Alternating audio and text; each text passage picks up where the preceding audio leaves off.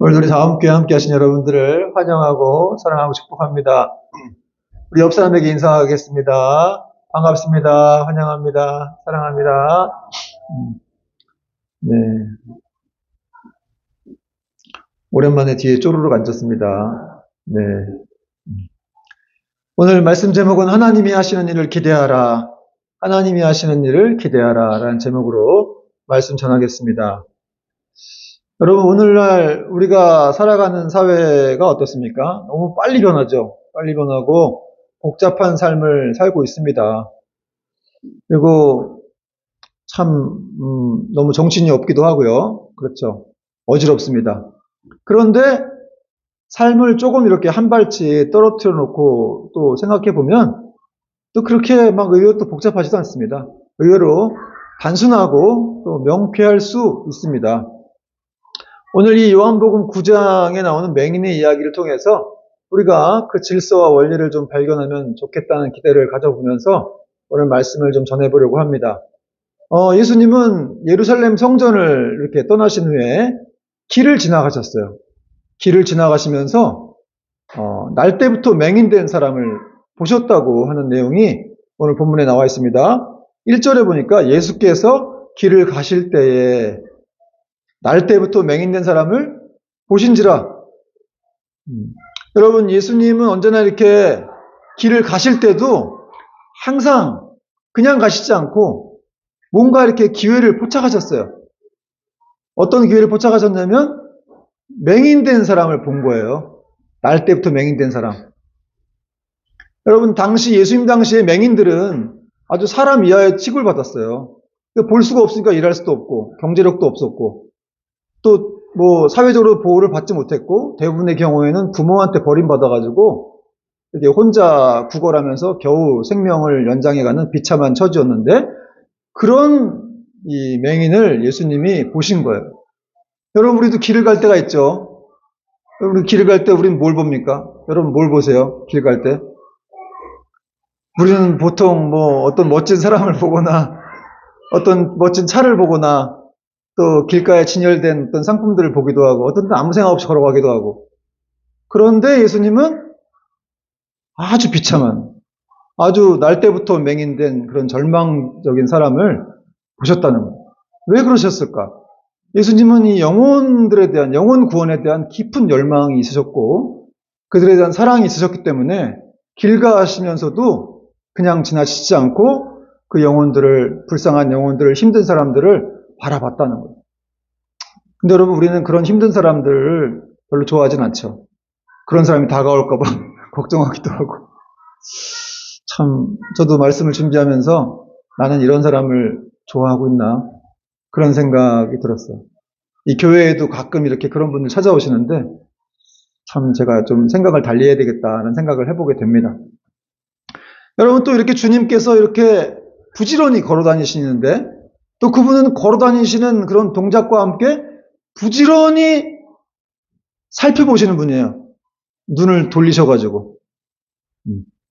그런 사실은 또 뭘 말하는 거냐?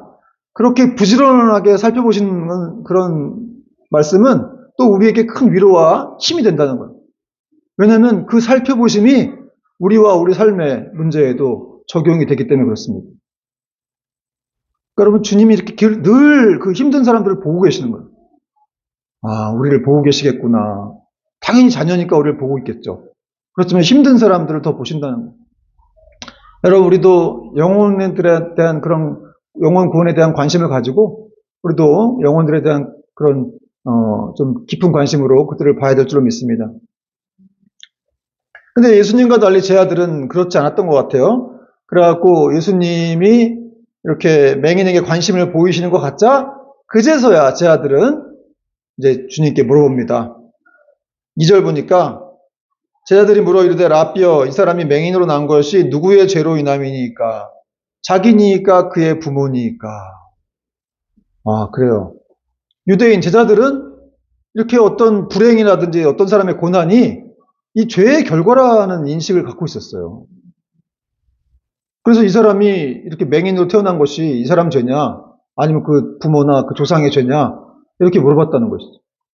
근데 이제 이 유대인들 제자들이 왜 이렇게 생각을 했냐면 사실은 구약 사상에 그 하나님께 이렇게 죄를 짓고 회개하지 않은 사람이 그 자녀에게까지 이렇게 죄가 그 징벌을 받게 된다라는 말씀이 있긴 있어요. 출애굽기 20장 5절에 같은 말씀에. 그러나 그런 말씀만 있는 건 아니에요. 하나님은 뭐 아버지의 죄를 그 자녀에게까지 이어가게 하는 그런 분은 아니시기 때문에 에스겔에서 18장이라는 데 보면은 또 아버지의 죄를 자녀에게 잊지 않게 하겠다. 그 이후로 징벌하지 않겠다. 이런 말씀하셨습니다. 그러므로 이런 시각이 다가 아닌데 이 제아들 유대인들의 시각은 그냥 일종의 어떤 이 구약 사상의 어떤 고착화된 그런 생각이 계속 유지가 된 거예요. 그래가지고 그런 시각으로만 그냥 이 맹인으로 태어난 것이 이 사람의 죄냐, 그 부모의 죄냐라고 이렇게 죄의 결과로만 생각을 했다는 것이죠. 근데 여러분 사실 이런 문제가 사실은 오늘날 2000년이 지난 지금도 사실은 우리 안에 있긴 있습니다. 성도들조차도 어떤 사람의 불행에 대해서 저 사람은 얼마나 무슨 죄를 저렇게 고난을 당하지? 뭐 어떤 부모가 어떤 죄를 졌길래 저렇게 어려움을 겪나? 이렇게 생각하는 분들도 있다는 거예요. 여러분 그렇게 생각한다면 잘못된 것이죠. 설령 간혹 그렇게 죄로 인해서 그렇게 뭐 좀 징벌을 당한다고 하더라도 우리 어떻게 해야 되겠습니까? 우리 성도들은 먼저 이렇게 사랑으로 대하고 위로를 해야 되겠죠. 물론 이제 회개까지 이끌어 가야 되긴 하겠지만 그런데 불구하고 이 구약에 있는 이 유대인들의 모습은 항상 이렇게 선입견과 일종의 편견을 가지고 사람들을 봤다는 거죠. 여러분 욥기에도 보면 욥이 자기 친구들이 자기를 위로해 왔는데 위로가 안 됐죠. 왜 안 됐습니까? 이 친구들이 뭐라 그러냐면 네가 죄가 있기 때문에 이렇게 맞는 거야. 네가 어떤 죄가 없으면 하나님 너 이렇게 치실 리가 없어. 여러분 너 이렇게 가난한 거, 너 안 되는 거, 너 죄 때문에 그래. 너 예수 잘 못 믿어서 그래. 이렇게 그냥 막 때려버릴 수가 있는 거죠. 물론 뭐 예수님 잘 믿으면 더 잘 될 수 있게 하겠지만 예수님 잘 믿으면 고난도 있죠. 왜 그렇게 한 가지로만 이렇게 이분적인 사고로만 딱 정해서 얘기할 수가 없다는 거예요. 이런 제자들의 질문에 예수님 뭐라고 말씀하십니까? 3절 말씀 같이 한번 읽읍시다. 시작. 예수께서 대답하실 때 이 사람이나 그 부모의 죄로 인한 것이 아니라 그에게서 하나님이 하시는 일을 나타내고자 하심이라. 할렐루야. 그 사람이 죄가 아니라는 거예요. 그 사람이 죄 때문에 이렇게 어려움 당하는 게 아니라 하나님이 하시는 일을 나타내고자 하십니다. 예수님은 전혀 다른 해석을 하신 거예요. 이 사람이 맹인으로 태어난 것이 그 사람의 죄가 아니고 부모의 죄도 아니고 하나님의 영광을 드러내기 위함이야. 하나님이 하시는 일을 나타내기 위함이야. 라고 이렇게 완전히 패러다임의 전환, 완전히 새로운 발상을 말씀해 주신 것이죠. 사람들이 온통 다 이 사람의 그 과거가 어땠는지, 이 사람이 이렇게 맹인으로 태어난 것이 그 원인이나 배경에 묶여 있었어요. 그래서 거기 갇혀가지고 못 나오고 있는 상황에서 예수님은 어떤 새로운 차원의 그런 말씀을 하신 거예요. 그게 아니라 하나님이 하시는 일을 나타내기 위함이야. 그러므로 여러분 우리도 이렇게 과거지향적인 어떤 사고 또 이렇게 어떤 뭐 현실적인 그런 현재에 고착화된 그런 사고나 관심에서 벗어나서 이제 미래지향적인 그런 생각과 가치관으로 우리가 바뀌어야 됩니다. 왜냐하면 참된 신앙이라고 하는 건 가치관이 바뀌는 거예요. 관점이 바뀌는 거예요. 여전히 예수님이 오래 믿고 있는데도 불구하고 어떤 사람의 불행에 대해서 야, 넌 진짜 무슨 죄를 졌길래 이렇게 맞는 거냐? 이렇게 징벌을 당하냐?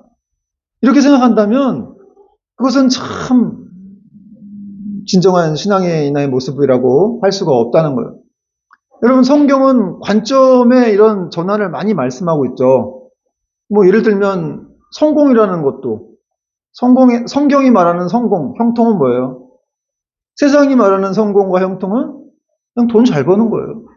돈 잘 벌고 좋은 집 사가지고 좋은 차 사가지고 자녀 잘 되고 건강하고 뭐 병도 없고 고난도 없는 그게 세상에서 형통이고 성공이라고 말해요. 그러나 성경은 뭐를 복이라고 말합니까? 마음이 가난하고 또 성경을 이렇게 주야로 즐거워해서 맨날 묵상하고 읽는 거, 그런 게 복이라고 얘기합니다. 그걸 형통이라고 얘기하고. 또 하나님 나라가 어디 임한다 그랬죠? 상한 심령 위에 하나님 나라가 임한다 그랬는데 또 고난이 복이라고 얘기하는 거예요. 내가 고난당한 것이 하나님의 율례를 깨닫게 되어서 그게 나의 복이다. 다윗이 얘기했잖아요. 이 관점이 이렇게 전환돼야 되는 거예요. 그래서 신앙인 오랫동안 신앙생활을 할수록 가치관이 관점이 변하지 않으면 굉장히 우리는 힘든 거예요. 세상적인 가치관을 계속 갖고 있으면서 예수를 믿으려고 하니까 뭐가 자꾸 힘들어. 더 힘들어. 믿으면 믿을수록. 그 관점이 전환이 안 되니까. 따라서 여러분, 어떤 사람의 고난이나 불행을 볼 때 그 원인과 배경을 막 이렇게 막 알려고 따져고 들려고 하기보다는 도대체 이 사람을 통해서 하나님이 어떤 일을 하실 것인가를 우리가 질문하고 기대해야 됩니다. 할렐루야. 그리고 지금 내가 만약에 그런 고난 중에 있다 하더라도, 다른 사람이 아니라 내가 고난 중에 있다 하더라도, 혹은 또 실수했더라도 우리가 어떻게 생각해야 돼요? 어떻게 기도를 해야 돼요? 하나님, 이 고난을 통해서, 이 실수를 통해서 이거 실패로 끝나지 않게 하시고 주님의 뜻에 합당하게 사용되도록 이끌어달라. 그렇게 기도를 해야 되겠죠. 하나님이 어떻게 제 고난과 실수를 통해서 역사하실지 모르오니 그렇게 인도해달라. 그것이 하나님의 영광이 되게 해달라. 이런 기도할 수 있는 거 아니겠습니까? 이것이 바로 참된 성도의 영적인 자세라는 거예요. 여러분, 저와 여러분의 모든 고난과 시험, 실패를 통해서 하나님의 살아계심과 그분의 영광이 드러날 수 있게 되기를 바랍니다. 또 주님은 제 아들에게 당신이 누구신지를 설명하셨어요. 5절 보니까 내가 세상에 있는 동안에는 세상의 빛이로라. 여러분, 주님은 세상의 빛이십니다. 여러분, 우리가 세상을 이렇게 딱 보면은 우리 육신의 눈으로 보면 세상은 굉장히 아름다워 보이고 별로 문제가 없어 보이기도 하는데 사실은 영적인 눈으로 보면 세상은 어둠에 휩싸여 있습니다. 얼마나 많은 사람들이 죄에 묶여가지고 어둠에 묶여서 사실은 그런 길을 가고 있습니까? 근데 우리가 영적인 눈으로 바라보지 못하다 보니까 그걸 못 보는 거예요. 예수님이 안 믿는 사람들도 다 어둠이에요, 사실은. 제가 그랬죠? 예수를 왜 믿게 해야 되는 거냐? 그 안에 있는 어둠을 몰아내기 위해서 그렇다는 거니까요. 여러분, 예수님 믿게 하는 건, 전도하는 건 그냥 뭐 교회를 데려오는 게 아니라 그 사람 안에 있는 어둠을 쫓아내는 거예요. 그래서 예수를 믿게 해야 되는 거예요. 어둠이 거할 수가 없어요. 왜냐하면 빛이 들어오면, 예수님이 이 안에 들어오면 어둠이 거할 수가 없기 때문에. 물론 우리도 어둠에 있을 때가 있어요. 크리스찬이지만. 그럼에도 불구하고 우리는 예수님의 말씀이 있고 예수님이 우리를 붙들고 계시기 때문에 우리는 어둠의 지배를 당하지는 않습니다. 여러분, 아무리 어둡고 황폐한 그런 지옥과 같은 곳이라 할지라도 빛 대신 예수님이 계시면 환한 밝은 천국이 된 줄 믿으시기 바랍니다. 마치 아침 햇살에 새벽에 짙은 어둠이 다 물러가듯이 빛이신 예수님이 계시면 우리 안에 있는 어둠이 물러가는 거예요. 세상에 어떤 지옥 같은 곳, 가정이 지옥이 될 수가 있고 회사가 지옥이 될 수 있어요. 어두운 곳이면. 그런 곳에 예수님을 모시면 거기가 다 환한 천국이 될 수 있는 거예요. 여러분은 지금 생각해 보세요. 나는 지금 어둠에 있는가 빛에 있는가? 여러분 마음속에 있는 어둠도 빛이 임하여서 그 어둠이 떠나갈 수 있게 되기를 축원합니다. 자신을 세상의 빛이라고 말씀하신 예수님이 그 증거를 보여주세요. 예수님은 한 맹인을 고치셨고 그에게 한 행동을 하시고 명령하셨습니다.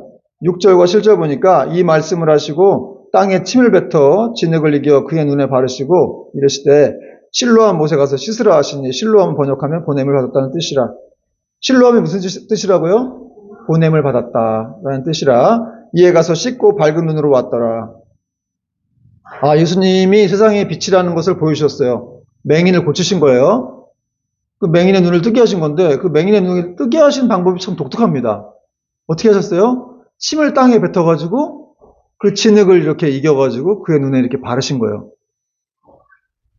근데 저는 생각해보니까 아니 이 사람 앞도 안 보이는 사람인데 그 진흙 같은 거 바르면 더 꼼꼼할 것 같은데 더 답답하게 왜 이렇게 하실까? 근데 사실은 그런 진흙을 이렇게 주물럭주물럭 하셔서 이렇게 바르셨는데 이런 모습은 사실은 이제 창세기 하나님이 사람을 진흙 흙으로 만드셨잖아요. 그런 모습과 비교가 되기도 합니다.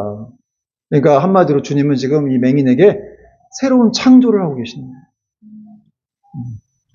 그리고 주님은 또 조금 이해할 수 없는 명령 같은 걸 내리셨는데 네 눈을 실로암 못에 가서 씻어라 하신 거예요. 맹인이 안 보이잖아요. 그럼 실로암 못까지 가기도 좀 쉽지 않았을 것 같은데 또 그런 이해할 수 없는 명령을 내리십니다. 이해할 수 없는 이렇게 진흙을 또 눈에 바르시기도 하고 또 실로암 못에 가서 씻어라. 그냥 말씀으로 한 번으로 탁 치유하시면 될 것 같은데 왜 이렇게까지 하실까? 왜 그러실까요? 맞추면? 여러분, 주님이 여기서 원하시는 어떤 굉장히 중요하게 여기시는 것들이 있음을 우리는 캐치해야 됩니다. 뭘 원하실까? 왜 거기까지 가라고 하신 거예요? 일종의 이 사람에게 순종을 보고 싶은 거예요. 믿음의 결단을 내리고 네가 거기까지 가라는 거예요. 여러분, 우리 주님께서는 기적을 행하시기 전에 꼭 이런 식의 역사를, 이런 식의 방법을 취하세요. 그래가지고 만약에 네가 믿음이 있으면 너 거기까지 갈 거고 믿음 없으면 너는 아니 내가 지금 눈도 이렇게 멀어가지고 어떻게 거기까지 갑니까? 하고 주저앉을 거라는 거예요. 그러나 맹인은 어떻게 했습니까? 맹인은 순종했어요. 실로암 못까지 가서 눈을 씻고 밝은 눈이 돼서 돌아왔습니다. 여러분, 우리가 살면서 어려운 일을 많이 겪게 되는데 시험을 겪게 되기도 하죠. 그때마다 하나님은 우리에게 믿음이 있는가를 보고 계시고 우리를 또 이렇게 시험하세요. 얘가 믿음이 있나 없나. 그래서 이렇게 어떤 상황에서 우리가 그 믿음으로 그 상황을 대처하는 것과 그렇지 않은 것은 결과가 다릅니다. 그래서 여러분, 믿음으로 한번 순종해 보는 게 그렇게 중요한 거예요. 상황은 눈에 보일 때는 뭐가 안 될 것 같아. 전혀 길이 안 보여. 그럼에도 예수님 말씀 믿고 믿음으로 순종하면 길이 열린다는 거예요. 여러분, 성경에 이런 일 예화가 얼마나 많아요. 믿음으로 대처했을 때 놀라운 일이 벌어진 수로보니게 여인 같은 사람도 그랬죠. 딸이 귀신 들려가지고 예수님 찾아왔던 예수님이 나는 이스라엘의 양들을 위해서 왔어. 너 줄 거 없어. 그랬더니 이 수로보니게 여인이 뭐라고 합니까? 개들도 그 주인이 상에서 떨어뜨리는 걸 부스러기를 먹는다. 나에게 부스러기 은혜라도 달라. 그리고 버티고 안 갔죠. 제발 은혜 달라고. 그때 예수님 뭐라 하셨습니까? 네 믿음이 크도다. 이 사람도 이방인이었어요. 유대인들은 별로 믿음이 없고 내가 볼 때 다 이방인들. 그런 사람이 더 믿음이 좋아요. 백부장도 그랬고 거기서 말씀만 하셔서 여기까지 들어오는 걸 제가 감당을 못하겠으니. 그러니까 예수님이 막 놀라시는 거예요. 또 12년간 혈루증 앓았던 여인도 아무도 못 고쳤는데 이 여인이 이 돌 맞아 죽을 각오를 하고 나와가지고 예수님의 옷가에 손을 댔잖아요. 그리고 이제 치유를 받습니다. 그러니까 이게 믿음이라고 하는 건 어떤 굉장히 좀 순종을 동반하는데 이 순종 자체가 상당히 좀 고뇌가 있고 생각해보면 또 희생이 있고 그런 대가를 치르는 거에 대한 그런 모습도 있어요. 그러나 그렇게 대가를 치르게 되면 놀라운 역사가 기다리고 있다는 거예요. 에스더도 여러분 믿음 죽으면 죽으리다 했죠. 그랬더니 3일 동안 금식하고 했더니 갑자기 왕이 자기 호를 잡아가지고 하만의 계략을 다 이렇게 드러내게 되어가지고 또 그를 나무에 달게 되는 그런 역사가 있었습니다. 이스라엘 백성이 또 출애굽해가지고 홍해 앞에 갔더니 앞에는 홍해고 뒤에는 막 애굽 백성이 쫓아오는데 그 진퇴양난의 상황에서 모세가 지팡이를 들고 앞으로 나가라고 했더니 그 바닷속으로 어디로 갑니까? 근데 정말 그렇게 믿음으로 앞으로 한 발짝씩 내딛었더니 바다가 확 갈라지는 그런 역사가 있었습니다. 항상 하나님의 방식은 이런 방식이에요. 항상 이렇게 믿음의 결단을 내리고 순종해보라는 거예요. 네가 정말 나를 믿냐? 그럼 그렇게 한번 좀 해봐. 나를 믿고. 여러분 히브리서 11장에도 보면 이런 믿음장이라고 하죠. 거기 보면 아브라함, 노아, 모세 모든 사람들이 다 믿음으로 노아는 비가 온다고 했는데 비란 걸 본 적이 없잖아. 내린 적이 없기 때문에. 그리고 내린 적도 없는데 그 말씀을 믿고 그냥 믿음으로 방주를 만들었어요. 120년 동안. 여러분 말이 120년이지. 모세는 또 갈 바를 알지 못하고 75세 나이에 또 믿음으로 떠나갔고, 그래서 믿음이 조상이 됐습니다. 아브라함은. 또 모세라는 사람은 그런 애굽의 어떤 이 궁중의 왕의 아들이라는 걸, 왕비의 아들이라는 것을 칭함받기를 거절하고 백성들과 함께 이렇게 또 믿음의 길을 걸어갔다는 거예요. 계속해서 이렇게 믿음이 있는 사람들은 이렇게 자기 대가를 치러서 순종하여 기적을 맛보게 된다. 뭐 기적을 맛보게 되지 못하더라도 그렇게 믿음의 길을 간다는 거예요.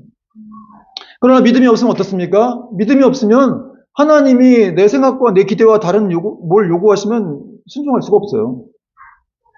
왜냐면 이해가 안 되는데. 그게 사실 그 믿음이 없기 때문이에요. 그러니까 하나님이 좀 이해할 수 없는 명령을 내려도 그냥 그분을 아버지로 믿고 순종하는 거예요. 그리고 믿음의 모험을 떠나는 것이죠. 인생 자체가 다 그런 거 아니에요? 인생 자체가 그냥 믿음의 어떤 모험이에요. 그러나 누가 이끌어요? 하나님이 이끄시는 믿음의 모험이라는 거예요. 우리 자녀에 대해서도 그렇고, 우리 남편에 대해서도 그렇고, 여러분 스스로에 대해서도 그렇고, 계속해서 살다 보면 그렇게 믿음을 발휘해야 될 일들이 있어요. 그때마다 주저앉지 말고, 낙심하지 말고, 믿음으로 생각하라는 거예요. 믿음으로 생각하면 남들이 할 수 없는 놀라운 일을 하게 됩니다. 바다를 걸을 수도 있어요. 베드로처럼. 근데 두려워하다 또 빠졌죠. 어쨌든 바다를 걸었어요. 무리를 걷는 유일한 사람이 된 거예요. 그러니까 믿음 있는 사람은 그렇게 무리를 걸을 수가 있는 거고, 거기에 대한 어떤 두려움만 있는 사람들은 뒤에 앉아가지고, 베드로 멋있다. 베드로 오빠 최고야. 베드로 최고야. 막 이렇게 얘기할 수밖에 없는 거죠. 구경만 할 수밖에 없는 거예요.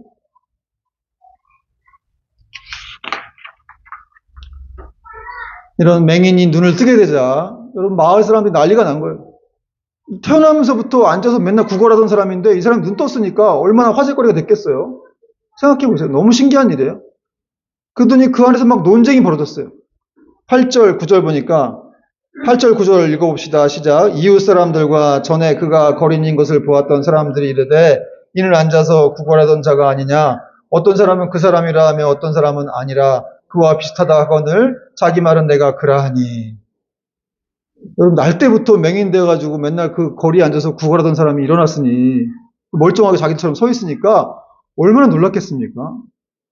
여러분 이것도 이제 믿음이 없는 사람들은 믿지 않겠죠.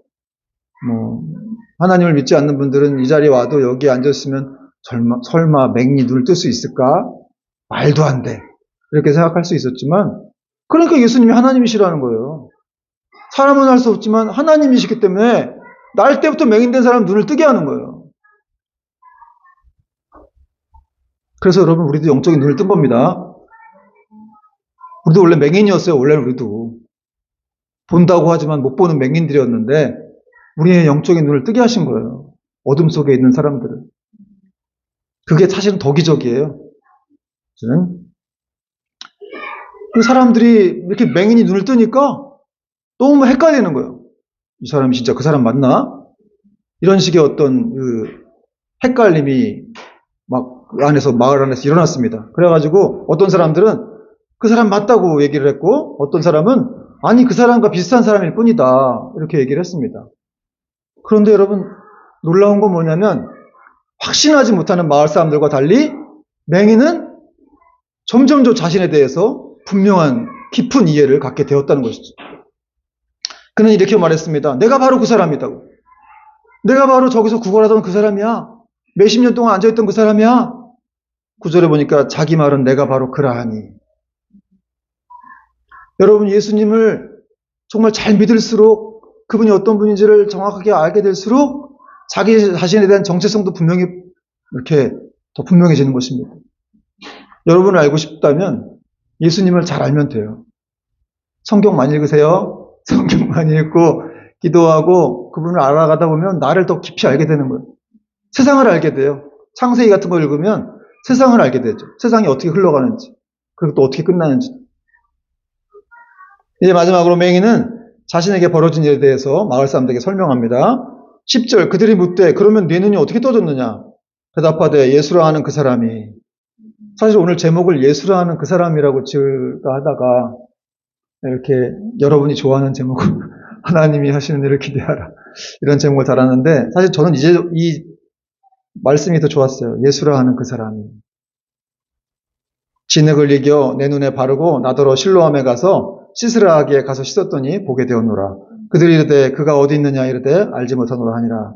맹인은 예수라 하는 그 사람이 내 눈에 진흙을 바르고 실로암 못에 가서 씻으라고 해서 내가 씻었더니 내 눈이 떠졌다. 그렇게 말했습니다. 이것이 맹인이 예수님에 대해 알고 있는 전부였어요. 그런데 이것은 또 맹인이 예수님에 대한 첫 증거이기도 했어요. 여러분, 우리가 정말 하나님의 은혜를 받은 사람이 맞다면 이런 예수님에 대한 증거를 마을 사람들이 조롱하더라도 전해야 됩니다. 예수님을 전해야 돼요. 수치와 조롱을 받더라도, 헷갈림이 있더라도 예수님을 전해야 한다는 거예요. 그리고 그렇게 맹인이 그런 일을 했습니다. 왜냐하면 여러분, 우리는 우리에게 은혜를 베푸신 예수님과 우리의 주변 이웃들에게 우리가 지고 있는 빚이 있다는 거예요. 여러분, 우리는 복음의 빚진 자예요. 그냥 우리가 구원받은 게 이 자리에 앉아있는 게 아니라 누군가의 기도와 전도와 누군가의 사랑으로, 물론 예수님의 사랑이 제일 크죠. 그분의 사랑으로 이 자리에 앉아있는 것이기 때문에 그렇습니다. 만약에 여러분, 하나님의 특별한 사랑이 우리 안에 들어와서 우리 안에서 길을 잃었다, 그리고 뻗어나가지 못한다면 그 사랑이 아무 의미가 없는 거예요. 여러분, 사랑은 안에만 들어있으면 아무 의미가 없어요. 사랑은 표현돼야 되고 뻗어나가야 됩니다. 자기 아내를 사랑하고 있고 남편을 사랑하고 있으면 얘기를 해야죠. 자녀를 사랑하고 있으면 얘기를 해야 됩니다. 근데 그 안에만 머물고 있으면 아무 소용이 없는 거예요. 예수님의 사랑도 마찬가지. 예수님 사랑합니다 하면 그게 진짜 사랑은 행동하는 거예요. 동사예요, 사랑은. 형용사가 아니라는 거예요. 반드시 사랑은 이렇게 숨어 있을 수 없습니다. 드러나기 때문에. 사랑하면 숨길 수가 없어요, 여러분, 진짜. 여러분 옛날에 상해봤죠? 연애할 때 숨길 수 있습니까? 좋아가지고 막 어떻게든지 막 마음속에서 막 이렇게 끌어오르는 걸 참을 수가 없잖아요. 예수님에 대한 사랑도 그렇다는 것이죠. 맹인은 자신을 고쳐주는 주님을 결코 본 적이 없었습니다. 그가 눈을 떴을 때는 이미 주님께서 그 자리를 떠나고 안 계셨기 때문에 그렇습니다. 그래서 사람들이 그가 어디 있느냐 이렇게 물었을 때 그는 대답을 하지 못했어요. 본 적이 없기 때문에. 그러나 자기 속 안에서 뭔가가 이렇게 꿈틀거리는 건 느낄 수가 있었습니다. 뭔가 달라졌다는 것이죠. 여러분, 사람들이 우리한테 예수님이 어디 있느냐 라고 물어보면 여러분 어떻게 하시겠습니까? 예수님이 어디 있어? 하나님이 어디 있냐고 물어보면 여러분 뭐라고 할 거예요? 대답해야 됩니다. 이 맹인은 예수님을 못 봤기 때문에 대답을 못했어요. 근데 그 안에서, 그 자기 영혼 안에서 뭐가 꿈틀거리는 걸 느꼈어요. 여러분, 우리도 예수님을 본 적은 없죠. 그러나 이 자리에 앉아있는 건 하나님의 은혜라는 것이, 그 은혜가 우리 안에서, 우리 영혼 안에서 뭔가 이렇게 작용이 했다는 거예요. 성령님의 역사가 있었기 때문에 우리가 이 자리에 앉아있다는 거예요. 그래서 여러분, 우리는 믿음으로 그걸 고백하는 거예요. 그래서 여러분 믿음이 필요한 거예요. 여러분 다 믿음이 있는 거예요. 내 안에 예수님이 계십니다. 여기서도 예수님이 계십니다. 그분은 영으로서 온 세상에 없는 곳이 없습니다. 그렇게 아주 정확하게 분명하게 사람들에게 예수님을 증거할 수 있어야 됩니다. 사랑이 눈에 안 보이지만 뭐 없는 게 아니잖아요. 정신이 눈에 안 보이지만 없는 게 아니죠. 그렇게까지 이제 그런 식으로 표현하기도 하는데, 여러분 맹인이 주님을 보지는 못했지만, 본 적은 없지만 평생 처음으로 세상을 보게 된 맹인은 모든 것이 새롭고 놀라웠을 거예요. 얼마나 놀라웠을까요? 그러나 그 놀라움보다도 그는 그 무엇보다도 정말 예수님을 한번 보는 게 소원이었을 것입니다. 내 눈을 뜨게 하신 그분. 여러분, 우리도 그런 소원을 갖고 있습니까? 말씀의 결론을 맺겠습니다. 여러분, 유대인들은 모든 불행을 죄의 결과라고 생각을 했어요. 그래서 착하게 살면 복을 받고 죄를 짓고 살면 저주를 받는다, 이렇게 생각하고 가르쳤어요. 그래서 이러한 고착화된 사회적 통념들이 병든 자들과 가난한 자들, 또 불행한 자들을, 장애 입은 자들을 다 이렇게 무시하고 방치하게 만들었어요. 사회가 그랬어요. 그러나 예수님은 아무도 관심을 갖지 않는 날 때부터 맹인된 자를 긍휼히 여기셨고 또 그를 보시고 고쳐주셨습니다. 그리고 이 맹인이 태어난 것은 그 사람의 죄 때문이 아니고 하나님이 하신 일을 나타내기 위함이다 라고 명확한 정의를 알려주셨어요. 그 사람의 불행이, 그 장애가 잘못된 게 아니라는 거죠. 여러분, 여기서 우리가 주목해야 될 것은 무엇입니까? 서로 정죄하고 무관심하고 어둡고 깨어진 세상을 향한 예수님의 사랑이에요. 다 깨어지고 어둡지만 그 안에서 예수님은 그 사람을 고치신 거예요. 결국 사랑하셨기 때문에 찾아오셔서 고쳐주시고. 그러나 여러분, 이 맹인을 치유하신 이 주님의 사랑은, 이 하나님의 사랑과 은혜의 섭리는 오늘날도 여전히 우리 가운데 있다는 것이죠. 그래서 우리는 예수님을 증거해야 됩니다. 내 안에 예수님이 있다. 네 안에 예수님이 있다. 여기 예수님이 계신다. 그럼 믿어봐. 그분은 정말 좋으신 분이야. 우리를 다 치료하실 수 있는 분이야. 이제 우리 그 은혜와 사랑을 경험한 우리가 언제 어떻게 해야 될까요? 여러분, 우리도 매일매일 새로운 실로암이 되어서 세상에 보내줘야 합니다. 실로암이라는 뜻이 뭐라 그랬죠? 보냄을 받다. 여러분이 이 땅에 태어나신 이유가 뭔지 알아요? 보냄받기 위해 태어난 거예요. 하나님이 여러분에게 왜 능력을 주셨을까요? 왜 돈 벌게 하시고, 어떤 위치에 올라가게 하시고, 또 작은 은사라도 주셨습니까? 보냄 받는데 쓰임 받게 하려고. 가라는 거예요. 머물지 말고. 왜냐하면 우리가 맹인처럼 그렇게 마을로 들어가서 예수님이 하신 일을 증거해야 하는 그런 우리 사명자이기 때문에 그렇습니다. 얼마나 여러분 복된 신분들입니까? 너무너무 이 일에, 이 은혜로운 일에 감사해야 될 줄로 믿습니다. 여러분, 이 믿음을 가지고 또 계속해서 한 주간 순례의 길을 잘 떠나고 또 은혜 가운데 주님과 교제하며 살아갈 수 있는 저와 여러분 될 수 있기를 주님의 이름으로 축원드립니다. 아멘. 찬양하겠습니다.